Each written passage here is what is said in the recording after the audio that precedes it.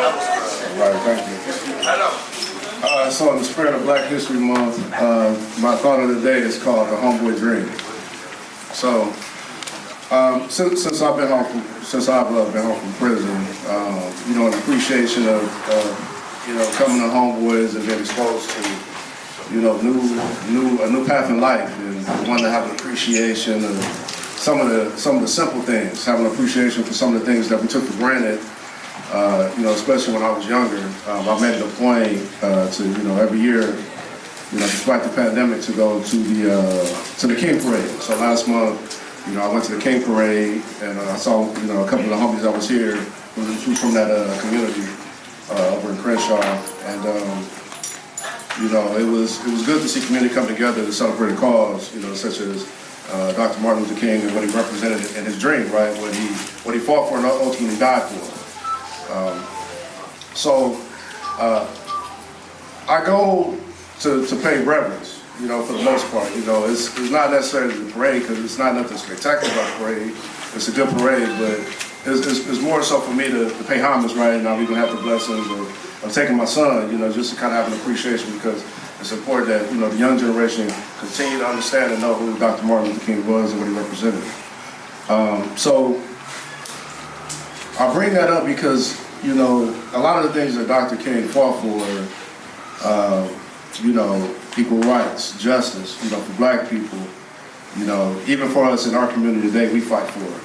I think about, and I know many of us have similar stories. I think about myself, when I paroled from prison, and, I was at the Amity Foundation, and I, just like many of us, trying to get my life together, and I'm having to do so starting from scratch, right? Riding the train, riding the bus, walking around to get around, and dealing with how folks view us and look at us and treat us, in society here in LA.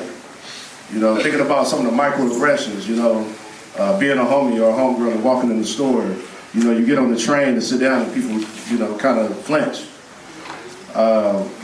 You walk in certain spaces or you have a seat, people grab their purse, right? Not because you did anything, not because you deserve it, but just based on image or what perception, right? Like the homies being like the new marginalized group.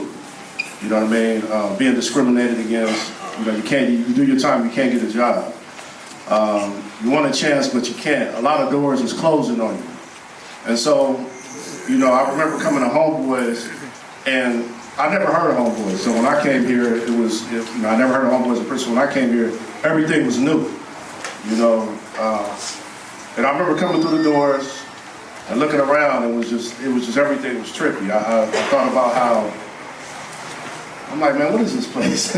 It's a lot of folks that I see in here that, look like, folks I was in prison with or in the county jail with. And then I go in the cafe and I'm like, I'm still trying to figure out, like, you got gang members running the cafe, right?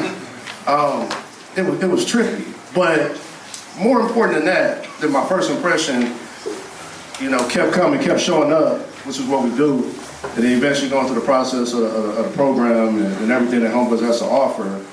The thing that stood out that was most that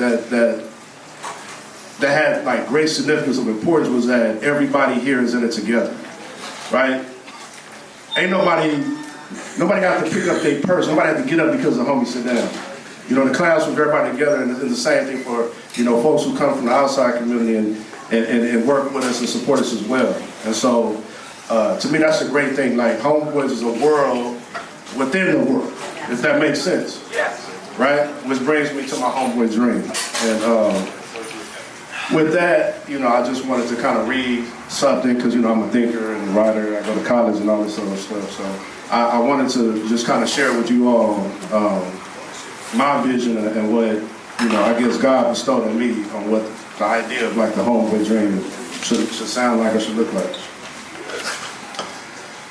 To the homies and homegirls, I've been called upon to join you all today in this Homeboy proclamation and a reinvention of a dream similar to Dr. King's dream that would transcend the American dream. When the presumed architects of this established nation wrote the Constitution, don't mind if it sounds like Martin Luther King's speech, because that was the point. So, So just bear with me some of the words. They in essence created a promissory note, a promise that all men, and here I add the homies and homegirls included, will be guaranteed the unalienable rights of life, liberty, and the pursuit of happiness. I'm here today to say that now is the time to make this dream, our dream, a reality, set and never to be broken. We won't allow for the belief that the Bank of Justice is bankrupt. We refuse to accept that there's insufficient funds in the great vaults of opportunity in this nation, which previously belonged to, this nation, and here I will add the state of California, which previously belonged to Mexico. So I say to you all here, standing in solidarity with those of us that have lived a great deal of our lives on the margins, we love and thank you. It is through the collective efforts of all of us that the homies are no longer demonized, but rather humanized, as God would want from all of us. The flame ideology of crime control that leads to practices of systemic racism, mass incarceration, militarized policing, and drug addiction and homelessness will all be conceptualized through a lens of care, compassion, and responsiveness. And most of all, tolerance, a gift of grace from our higher power, and a love that always seems to win. This is our dream, the Homeboy dream, and may this dream be uplifted to the mountaintops and the valleys until all the homies are free. Free from the hurtling jail cells of incarceration, free from the captivity of mental and substance disorders, and free from the confines of the ghettos, amassed with the vile conditions of human suffering.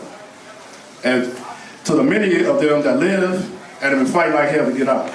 Thank you. That's right.